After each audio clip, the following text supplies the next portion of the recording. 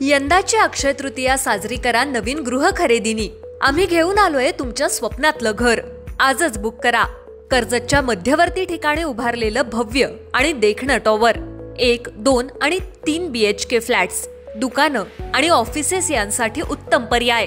सर्व काही अवघ्या काही मिनिटांवर। Railway station, bus depot, hospitals, शाळा, कॉलेजेस आणि सर्व प्रमुख बँका फक्त 5 ते 10 मिनिटांवर। अद्वितीय सुविधा, 24 तास पाणी, safety gate, garden, parking, lift, club house, सर्व काही तुमच्या सोयीसाठी। आजच संपर्क करा 8433790025 8433790030। गजवक्र हाइट्स, फक्त घर नव्हे, हे आहे एक स्मार्ट आणि सुखद आयुष्य। नमस्कार। माझ्या एका आजीची गोष्ट या पुस्तकाच्या प्रकाशन सोहळ्याला उपस्थित असलेले या राज्याचे लाडके वनमंत्री आणि पालघरचे पालकमंत्री आमच्या सर्वांचे दादा माननीय श्री गणेश नाईक, माझे ज्येष्ठ मित्र आणि मुंबई प्रेस क्लबचे अध्यक्ष, महाराष्ट्र टाइम्सचे राजकीय बातमीदार, राजकीय संपादक समर खडस सर, माझे दुसरे मार्गदर्शक ज्येष्ठ पत्रकार महेश म्हात्रे सर आणि उपस्थित सर्व बंधू भगिनींनो, या सभागृहात काही मंडळी माझ्यासमोर दिसते। त्याच्यात आमचे निलेश कांडेल सर आहेत, ॲडव्होकेट चेतन पाटील आहेत, शाहबाजकर बुवा आहेत, माजी महापौर सोनवणे साहेब आहेत, JT पाटील आहेत, विठ्ठल मोरे साहेब आहेत, बरीच मंडळी आहेत। सगळ्यांना मी पर्सनली ओळखतो, सगळ्यांची नावं घेऊ शकतो, परंतु त्याच्यात बराच वेळ जाईल। उपस्थित सर्व बंधू भगिनींनो, आज मी थोडं लिहिलेलं वाचणार आहे।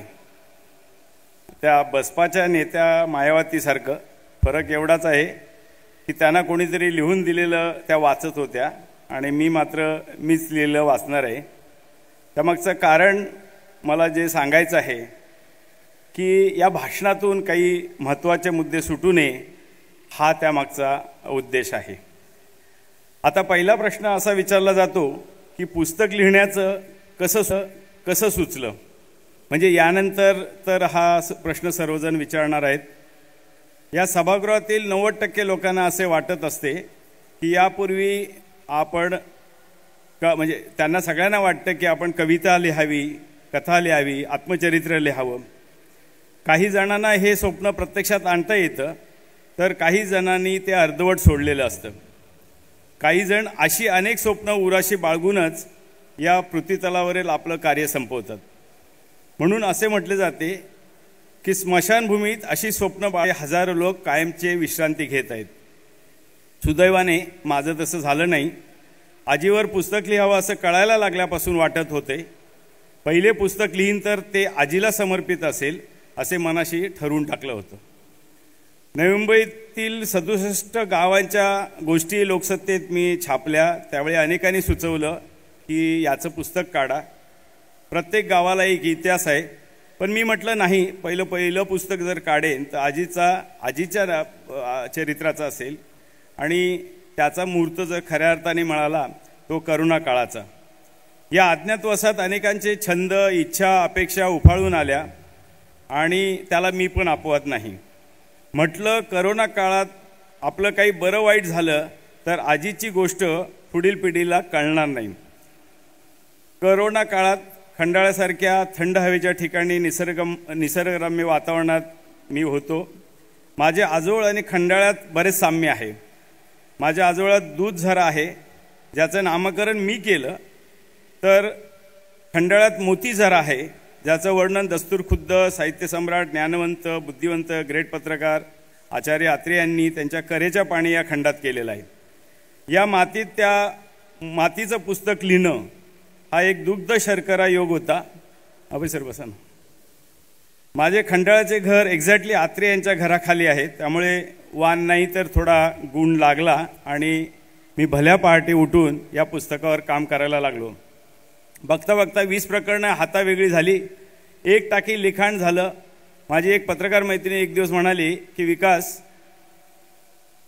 दीपा कदम म्हणाले की विकास, पुस्तक लिहिणं ही काही सोपी गोष्ट नाही. त्यासाठी एकाग्रता लागते, एकांत लागतो, एक टाकी लिखाण लागतं. आणि हे सर्वांनाच जमतं असं नाही. कोण काय बोलतात याकडे लक्ष देऊ नकोस, तू लिहित राहा. तिचं म्हणणं मला पटलं. मी तो प्रयत्न सातत्याने केला आणि यापुढेही करत राहणार आहे. मी कोणी कवी नाही, मी कोणी लेखक नाही, की मला लिखाणाचा वारसाही नाही आहे. मी एक साधा बातमीदार आहे. बातमी समजून घ्यायची आणि दुसऱ्या दिवशी ती छापून येईल का त्याची वाट पाहायची. ते छापणं पण आमच्या हातात नसतं. त्यातही आम्ही परावलंबी आहोत. गेली 35 वर्ष आम्ही हे निरंतर कार्य करत आहोत. आमच्यातील काही जण मात्र त्यातून वेळ काढून लिहित असतात. त्यांचं करावं तेवढं कौतुक खऱ्या अर्थाने खरं आहे, म्हणजे कमी आहे. मूर्तिकार मूर्ती घडवतो म्हणजे काय करतो? साधे, तो दगडातील अनावश्यक भाग काढून टाकतो आणि एक अप्रतिम मूर्ती तयार होते. आपणही आपल्यातील अनावश्यक भाग काढून टाकला की आपली प्रतिभा उजळून निघते. प्रत्येक व्यक्तीकडे असे वेगळे पैलू आहेत, फक्त ते आपण शोधत नाही. माझ्यातील हा पैलू यापूर्वी शोधला असता तर कदाचित माझ्या नावावर आतापर्यंत 4-5 पुस्तकं नियतीने लिहून ठेवली असती, जमा झाली असती. पण असो, प्रत्येक गोष्टीला एक काळवेळ यावी लागते आणि माझ्या पुस्तकासाठी पण आजचा हा दिवस नियतीने लिहून ठेवलेला आहे. मला जे लख्ख आठवलं, मनाला भावलं, त्या आजीच्या आठवणींनी मी तशाच्या तशा कागदावर उतरवल्या. त्यामुळे पुस्तकात फार काही अलंकारिक भाषा नाही आहे. कोणाला ती बालिश वाटेल, कोणाला ती बाळबत वाटेल, वाटू दे की. आपल्याला जे वाटतं लिहावं आणि बोलावं हा माझा स्वभाव आहे. पोटात एक आणि ओटात एक हे आपल्याला कधी जमलं नाही. खोटं कधी बोललो नाही आणि बोलत नाही. हल्ली लोक पदोपदी खोटं बोलत असतात. म्हणजे कुठे आहेस असं विचारलं तरी ज्या ठिकाणी आहे त्या ठिकाणाचं नाव न सांगा भलतंच का आपलं नाव सांगून मोकळे होतात. इतका हा अप्रामाणिकपणा माणसात दिसून येतो. खरं बोलण्याची सवय आजीने शिकवली, त्या खऱ्या अनुभवावर हे पुस्तक आहे. हे माझं आत्मचरित्र नाही. आत्मचरित्र लिहिणे इतपत मी मोठा माणूस नाही. जास्त पण केवळ फक्त 2 वर्षाच्या काळावर लिहिलेले हे पुस्तक आहे. करोना काळात जन्मलेले हे पुस्तक नंतर मात्र 5 वर्ष शीतपेटीत पडून राहिलं होतं. गेली 5 वर्ष हे पुस्तक छापण्याचा नुसता विचार करत होतो, पण तंद्री लागत नव्हती, प्रत्यक्षात येत नव्हतं. का बरं असं घडत असावं? तेव्हा आजीची एक शिकवण कामाला आली. प्रत्येक गोष्टीला एक वेळ आणि काळ यावं लागतं बावा, अशी ती नेहमी सांगायची. 5 वर्षात मलाच पुस्तकातील बारीक सारीक चुका दिसून आल्या. माझ्या बकेट लिस्टमधील एक इच्छा मुंबईत राजकीय बातमीदार म्हणून काम करण्याची इच्छा होती.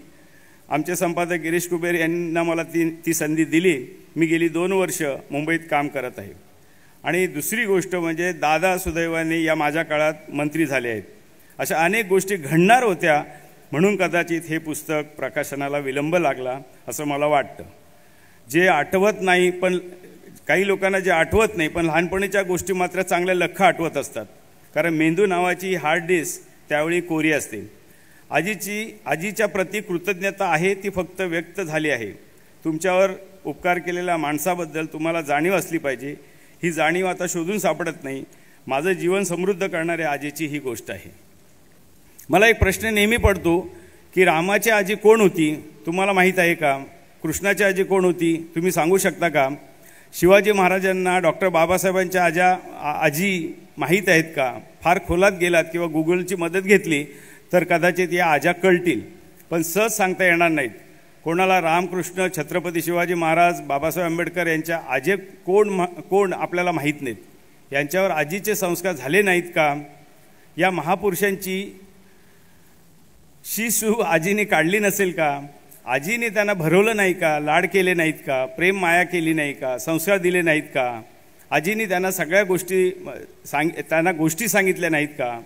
आपण असं म्हणू शकत नाही की ह्या गोष्टी झालेल्या नाहीत. परंतु आजींचा उल्लेख महाभारत, रामायण किंवा छत्रपती शिवाजी महाराजांचं किंवा बाबासाहेब आंबेडकरांचं जे चरित्र लिहिणारे आहेत त्यांनी कधीच केलेलं नाही. आजींना सर्वांनी जेवणातील कढीपत्त्याप्रमाणे दूर केलं. काही पुस्तकात त्यांचा ओझरता उल्लेख आपल्याला दिसून येतो. मुलगी बाळंतपणाला पहिल्यांदा कुठे जाते? आईकडेच ना. मग त्या पहिल्या अपत्यावर कोणाचे संस्कार झालेले असतील? आजीचेच. आईकडे नाही तर ती सासूच्या घरी असते. तिने कळत न कळत तिच्यावर पण प्रत्यक्ष केलेले संस्कार, मार्गदर्शन, प्रेम, माया, ममता आपण कसं काय विसरू शकतो? म्हणजे दोन्ही आजींकडून हे संस्कार होत असतात. मी ते विसरलेलो नाही.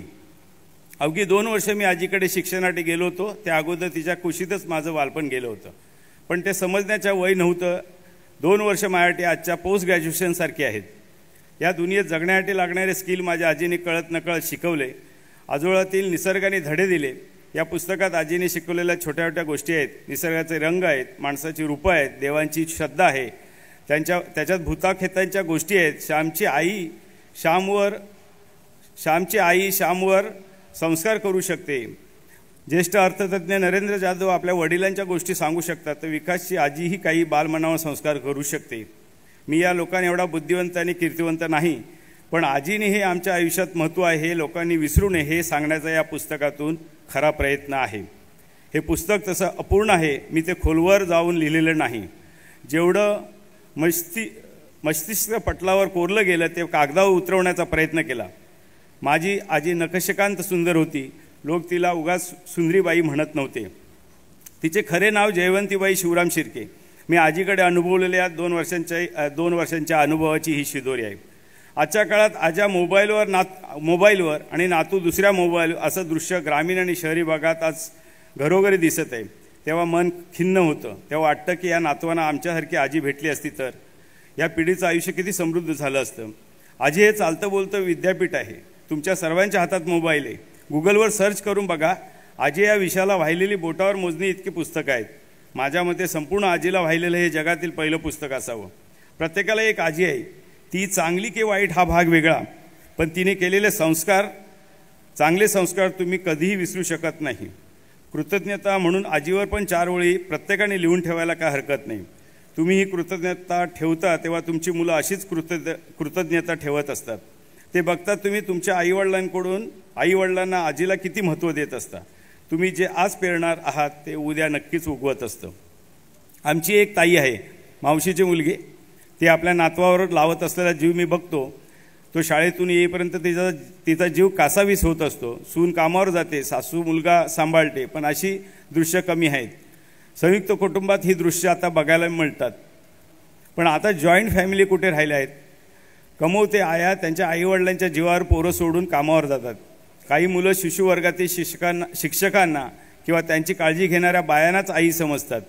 परदेशात स्थायिक झालेले तरुणी त्यांच्या आईवडिलांना मस्तपैकी तिकीट व्हिसा पाठवून बोलवून घेतात. 6-7 महिने ठेवून घेतात. त्यांच्या आईवडिलांवर प्रेम आहे म्हणून नाही. परदेशात बाळ सांभाळणाऱ्या आया सहज मिळत नाही. मिळाल्या तर त्यांचा पगार परवडत नाही. म्हणूनच भारतातून आई वडील गरज असते तेव्हा बोलावून घेतले जातात. का नाही? त्या अगोदर त्यांना बोलवून घेतलं जात. असंख्य आई वडील 6-7 महिन्यांसाठी अमेरिका, इंग्लंड, ऑस्ट्रेलियासारख्या प्रगत देशात जाऊन येतात. आल्यानंतर मुलग्याने जावयानी किंवा मुलगाने सुनेनी कशी बडदास्त ठेवली यांचं गोड कौतुक करतात. ती त्यांची सोय म्हणून आईवडिलांना घेऊन गेलेले असतात, पण हे ते विसरतात आणि हे नेमकं ते सांगत नाहीत. परदेशात जन्म झालेल्या मुलांवर प्रारंभीचे संस्कार हे या आईवडिलांचेच होत असतात, पण ही नातवंड मोठी झाली की आजीने केलेले संस्कार सेवा दोन्ही विसरून जातात. आम्ही मानव विकास ट्रस्ट नावाची संस्था स्थापन करून आजी आजोबांसाठी एक आश्रम बांधतोय. हा केवळ ज्येष्ठ नागरिक वृद्धाश्रम नाही, तर आजोबांना नातवंड मिळावीत, अनाथ मुलांना आजी आजोबा मिळावेत आणि दोघांना सांभाळायला एक निराधार महिला असाव्यात, असा हा 3-in-1चा एक आनंद आश्रम बांधण्याचा संकल्प आम्ही सोडला आहे.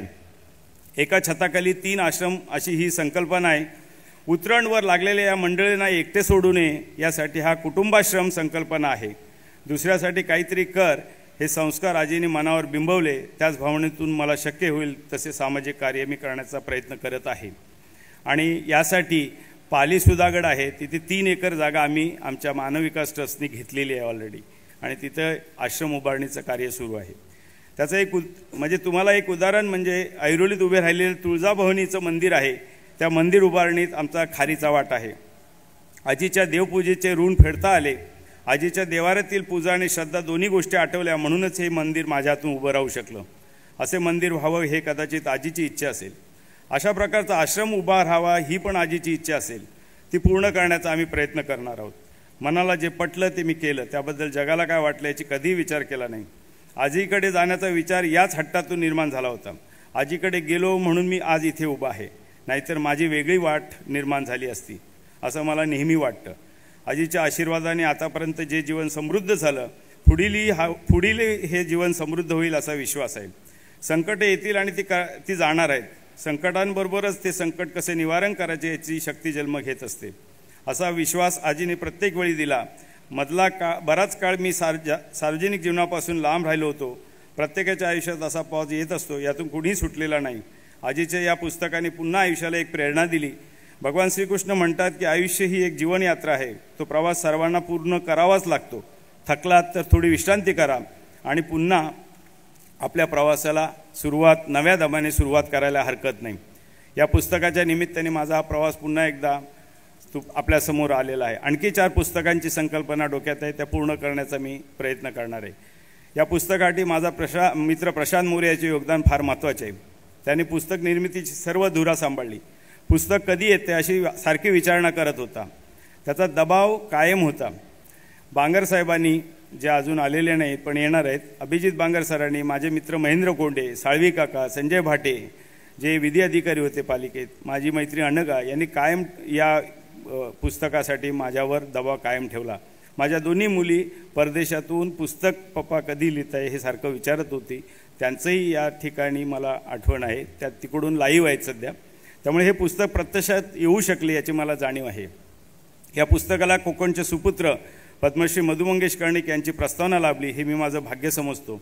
मधुबाई वयामुळे फारसे सार्वजनिक जीवनात आता फिरत नाहीत. त्यांची प्रस्तावना मिळवून देण्यात ज्येष्ठ कवी अरुण म्हात्रे यांचं योगदान मोलाचं आहे. त्यासाठी ते मधुबाईंच्या मागे सिंधुदुर्गपर्यंत गेले होते. या पुस्तक निर्मितीत कळत नकळत सहकार्य करणाऱ्यांचा मी आयुष्यभर ऋणी आहे. पुस्तकाचा हा प्रवास असाच पुढे राहावा यासाठी 4 पुस्तकांची रचना डोक्यात आहे. आपल्याला या पुस्तकाच्या प्रकाशनासाठी, त्या पुस्तकांच्या प्रकाशनासाठी आजच निमंत्रण देतो आणि लांबलेली ही प्रस्तावना इथेच थांबवतो. धन्यवाद. जय हिंद, जय महाराष्ट्र.